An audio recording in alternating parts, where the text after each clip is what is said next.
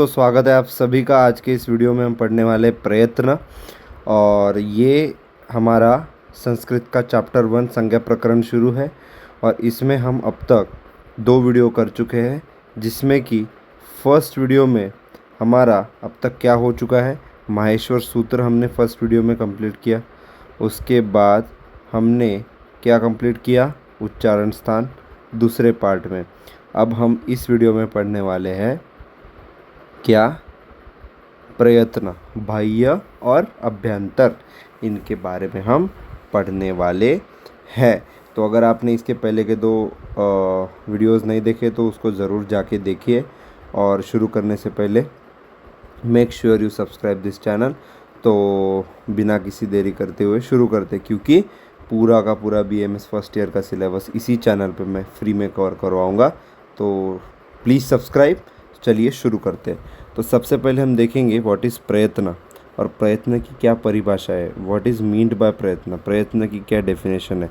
तो प्रयत्न बेसिकली क्या है कि वर्ण को उच्चारते समय मुख का तथा मुख के अवयवों की होने वाली हलचल को हम प्रयत्न कहते हैं। फिर से रिपीट करता हूँ, वर्ण उच्चारते समय मुख की तथा मुख में उपस्थित अवयवों की होने वाली हलचल को हम प्रयत्न कहते हैं।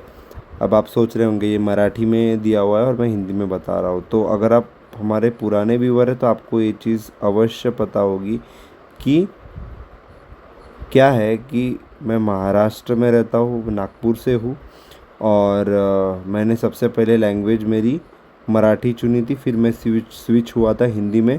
तो 1-2 सब्जेक्ट में आपको स्टार्टिंग के 1-2 चैप्टर्स मराठी में नोट्स मिलेंगे। हालांकि सिखाऊंगा मैं हिंदी में ही, मीडियम ऑफ टीचिंग हिंदी ही होने वाली है। तो इतना आप एडजस्ट कर ही सकते हैं। मैं मीनिंग यहाँ पे बता ही रहा हूँ, इसमें आपको कोई दिक्कत नहीं होगी, ये बात तो कंफर्म है बिल्कुल। तो आगे बढ़ जाते हैं। तो प्रयत्न हमारा हुआ, प्रयत्न में हमारी व्याख्या हुई। अब हम अभ्यंतर प्रयत्न के बारे में बात करने वाले हैं। अब अभ्यंतर प्रयत्न की कितने प्रकार है, 5 प्रकार होते हैं अभ्यंतर प्रयत्न के, ठीक है। तो इसको हम ट्रिक के साथ देखेंगे। आने वाले 3 से 4 मिनट में आपको ये पूरी तरह से समझ में आ जाएगा। तो देखिए, आपको क्या करना है, सबसे पहले स्पृष्ट और विवृत्त, ये दोनों चीज़ें याद रखनी है, ठीक है। तो स्पृष्ट का मतलब टच करने वाला, स्पर्श करने वाला, और विवृत्त मतलब मुख का ओपन होना कंप्लीटली, पूर्णपणे, ठीक है। तो यहाँ पर ये 2 चीज़ें आपको सबसे पहले समझनी है। अब स्पृष्ट के बाद आता है इधर ईशत स्पृष्ट। ईशत मतलब पार्शली टच करना, थोड़ा स्पर्श करना।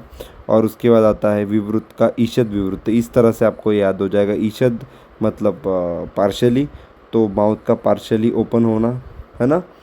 तो ये हो गया ईशत विवृत्त। और लास्ट में है संवृत्त।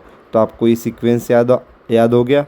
और सीक्वेंस के साथ साथ ही हमने क्या कर लिया, इसका मीनिंग भी कर लिया। आप कहाँ से कहाँ तक होने वाले हैं, ये आप सीक्वेंस वाइज इसको ध्यान रख लीजिए, बहुत आसान है। देखो, स्पृष्ट कसम याद रखो, क से म तक ऐसे। और ईशत स्पृष्ट यरलव, ईशत विवृत्त शश स, ऐसे याद हो जाता है। और विवृत्त में याद रखना अ आ ई उ रू रू ए ऐ ओ औ। तो इसमें सारे स्वर हमारे इंक्लूड होते हैं। और संवृत्त में सिर्फ अ होता है, वो भी प्रयोग की स्थिति में, ठीक है।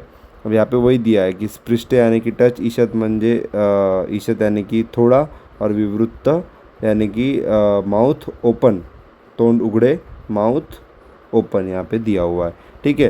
तो ये था हमारा अभ्यंतर प्रयत्न का कंसेप्ट। तो ये मैं रिपीट नहीं करने वाला, क्योंकि आप ये रिकॉर्डेड लेक्चर ही देख रहे हैं, तो आप पीछे स्किप करके देख सकते हैं अगर आपको समझ में नहीं आया। और आपको कितना समझा, आपकी अंडरस्टैंडिंग टेस्ट करने के लिए यहाँ पर हमने क्या दिए हैं, क्वेश्चंस दिए हैं। उन क्वेश्चंस के आप आंसर दे दीजिए हाथ रख करके। और अगर आप सही से दे पाते हैं, इसका मतलब है कि आपको कंसेप्ट समझ में आ गया है। और अगर नहीं आया है, कुछ डाउट है, कहाँ पे आपका गाड़ी अड़ रही है, तो आप कमेंट सेक्शन में पूछ सकते हैं, मैं ज़रूर रिप्लाई दूंगा। इसके बाद हम आ जाते हैं बाह्य प्रयत्न की ओर। तो बाह्य प्रयत्न 11 प्रकार के होते हैं। तो देखो, हमने अभ्यंतर प्रयत्न देखे, वो कंपैरेटिवली इजी थे। बाह्य प्रयत्न में लेवल थोड़ी सी बढ़ जाएगी। हालांकि एक बात बता दूं, संज्ञा प्रकरण ये चैप्टर बहुत इम्पॉर्टेंट, इजी और स्कोरिंग है, तो ये आप संस्कृत में बिल्कुल भी मिस नहीं कर सकते, ये आपको पासिंग की तरफ लेकर के जाएगा, है ना। और ये बाह्य बाह्य प्रयत्न हालांकि उतना नहीं पूछा जाता जितना अभ्यंतर प्रयत्न पूछा जाता है। इम्पोर्टेंस के मामले में अभ्यंतर प्रयत्न ज़्यादा इंपॉर्टेंट है, लेकिन ये भी आपको बिल्कुल भी इग्नोर नहीं करना है, क्योंकि हमारा एमओएचएस कभी क्या पूछ दे उसकी कोई गारंटी नहीं है। और मैंने बताया स्कोरिंग इजी इंपॉर्टेंट चैप्टर है, तो इसका कोई भी पॉइंट आपको मिस नहीं करना है। तो चलिए बाह्य प्रयत्न पढ़ते हैं। बाह्य प्रयत्न क्या है? बाह्य प्रयत्न बेसिकली 11 प्रकार के होते हैं। कितने प्रकार के होते हैं? 11 प्रकार के होते हैं। इसमें सबसे पहले कैटेगरी आती है विवार, श्वास, अघोष। तो मैं शॉर्ट में बता देता हूँ कि आपको संस्कृत की वर्णमाला आनी चाहिए, क ख ग घ य च छ ज ज न, तो इससे आपको समझ में आएगा। तो देखो, फर्स्ट कैटेगरी है विवार, श्वास, अघोष। इसमें फर्स्ट, सेकंड तथा श श स। कैसे? देखिए, first vertical line, second vertical line तथा श श स, ये विवार, श्वास, अघोष है। इसमें टोटल 13 वर्ण आते हैं। दूसरी कैटेगरी है संवार, नाद, घोष। ये आपको लर्निंग करने पड़ेंगे। इसमें 3, 4, 5 तथा यर लवह। मैं ट्रिक के साथ बताऊंगा, आपको बता रहा हूँ, है ना। ये ट्रिक आपको याद रखनी है, जिससे कि आपको याद रखना सिंपल हो जाए। तो ये संवार, नाद, घोष में टोटल 20 वर्ण होते हैं, और संवार, नाद, घोष में 3, 4, 5 तथा यर लवह, ये चीज़ें इंक्लूड होती है। उसके बाद आता है उदात्त, अनुदात्त, स्वरित। इसमें सभी स्वर इंक्लूड होते हैं, ये आपको लर्न करना है। उसके बाद आता है हमारा अल्प प्राण तथा महाप्राण। सबसे पहले इनके मीनिंग देख लेते हैं। अल्प प्राण मतलब उच्चारण करते समय प्राणवायु कम छोड़नी पड़ती है, मतलब जैसे मैं अगर ज उच्चार रहा हूँ तो प्राणवायु हमें कम छोड़नी पड़ रही है, और महाप्राण में उच्चारण करते समय प्राणवायु ज़्यादा छोड़नी पड़ती है। अब इसमें इसको याद कैसे करना? इसमें ऑड है, जैसे फर्स्ट रो, थर्ड रो और फिफ्थ रो इसके साथ यर लव, और इसमें इवन है, जैसे कि सेकेंड और फोर्थ रो उसके साथ श श स, है ना। और एक ट्रिक आपको बता देता हूँ, इसमें फर्स्ट कैटेगरी है, सेकंड कैटेगरी है, तो इसमें श श स पहले, बाद में यर लव है। और अल्प प्राण, महाप्राण में अल्प प्राण में पहले यर लव है, बाद में श श स है। इसके साथ साथ हमारा बाह्य प्रयत्न, बाह्य प्रयत्न भी मैंने बहुत फास्ट आपको एकदम कंसाइज फॉर्म में ट्रिक के साथ पढ़ा दिया। और उसी तरह से बाह्य प्रयत्न में भी आप ये जो ट्रिक्स है इसको यूज़ कर सकते हैं, और ये जो क्वेश्चंस यहाँ पे दिए हुए हैं उनको आप अपनी अंडरस्टैंडिंग के लिए सॉल्व कीजिए। और अगर आपको इसमें कुछ डाउट आए तो ज़रूर कमेंट सेक्शन खुला है, आप पूछ सकते हैं।